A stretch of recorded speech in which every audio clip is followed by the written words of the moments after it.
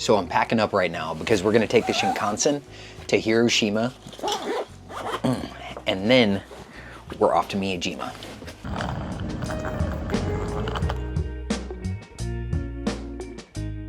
The Shinkansen is cool. It has free Wi-Fi, and if you want food service and a little more space, you can upgrade for about 30 bucks.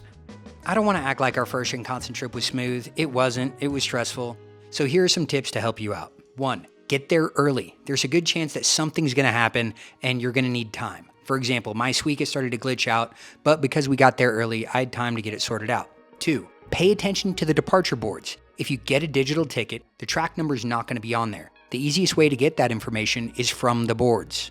These next 2 tips I've only seen are used in Tokyo Station. Tip 3. There are 2 Shinkansen lines, the blue line and the green line. The blue line goes south and the green line goes north. Also, if you purchase a ticket for the green car, that doesn't mean you're on the green line. Think of the green car as a business class car. 4. Order matters. Scan your QR code first and then your Suica. And if you want more Shinkansen information, I made a Preparing for Japan video and I put it in the description. Japan is all about food experiences, so we wanted to try their version of what looks like a Subway. Overall, I liked it, thought it was better than Subway. Coin lockers are legit. They're just a safe space to store your luggage and then you can bounce around. I wish we had these in America but wouldn't be robbed. We hopped on a bus and got to see a little bit of the city before we made it to our first stop, Hiroshima Memorial Peace Park. The atomic bomb explosion was almost directly above this building, which put the blast wave more parallel with the walls, which is what allowed this structure to remain standing. We saw the memorial tower dedicated to the mobilized students.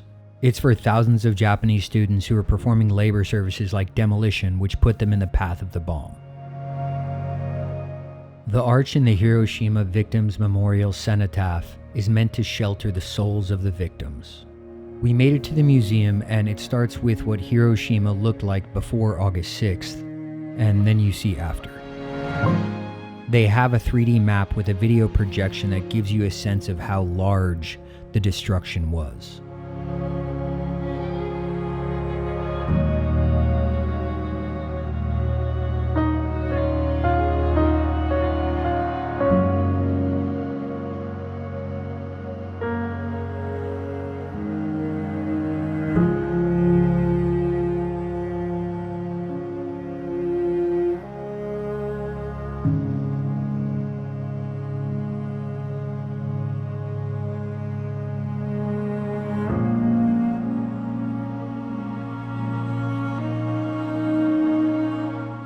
As you walk through the museum, there are accounts, photographs, and clothes. The clothes of people who were there, and they also told their stories. You learn about the aftermath like Black Rain and the lives the survivors had. The museum was moving and educational. If you want to learn more, go to hpmmuseum.jp. The link is also in the description. It had been a while since we had a bite to eat, so we wanted to try some Hiroshima Okonomiyaki. Apparently there's some kind of beef between them and Osaka about whose style of okonomiyaki is the best, and we plan on comparing the two. The restaurant we picked was right under Orizuru Tower, which has a lot of stuff to do. After our stomachs were full, we headed into the tower. This is the Sampo, or spiral walking path, and it has murals from local artists. Here's where you get to make origami cranes. The cranes symbolize peace and hope. You fold the cranes and then you get to toss them into a 50-meter high glass-paneled art installation called the Orizuru Wall. It was inspired by Sadako Sasaki, a victim of the atomic bombing who folded cranes to symbolize her wish for recovery and peace. They're also fairly difficult to fold, but once you're done, they have a little setup where you can go have your picture taken. Here's the one I did by myself, and here are the two that Zip asked an employee to make. He did help with one of them. And also, drop. If you want to. Oh. Sorry, what was it? Let's take a photo before. Oh. Yeah, you can take a photo. Once the art installation is full, the cranes are recycled.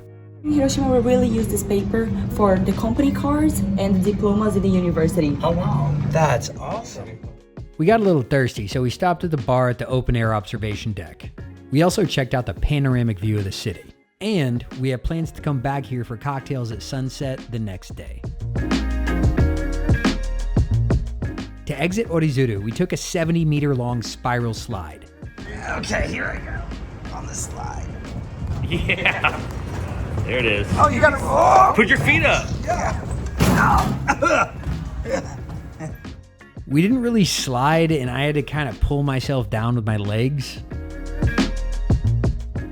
All right. That is really cool. Scott had a good idea about walking down the slide. And Brooke had a great idea by walking back down the Sampo.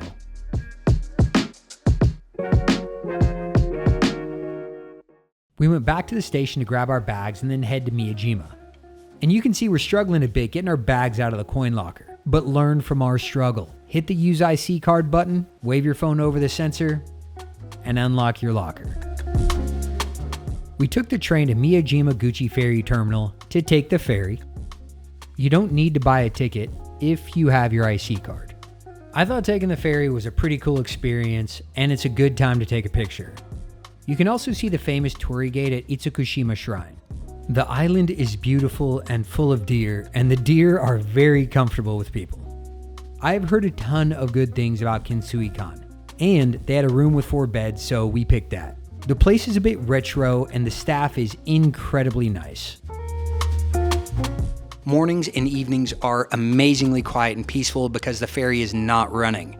It kind of feels like you have the entire place to yourself. But once the ferry starts running, the place comes alive and there's a lot of hustle and bustle. Now let's get back to the Kinsuikan because they have this really cool rooftop bar setup that's totally free. You got free ice cream, free little baby beers, you even got free booze. And the rooftop has an amazing 270-degree view. It's a perfect spot for a sunset, and this was the best sunset we caught all trip. I did mention it was quiet, and that presented some difficulty when it came to finding dinner. Some of the places that we found that were open were full. Whoa, what? Oh, deer fight. Whoa. Whoa. Our hotel gave us a recommendation for this restaurant. The food was solid, and the island is known for its oysters. Back at Kinsuikan, they moved our table out and they moved our beds in. Tonight is gonna be cozy. Good night.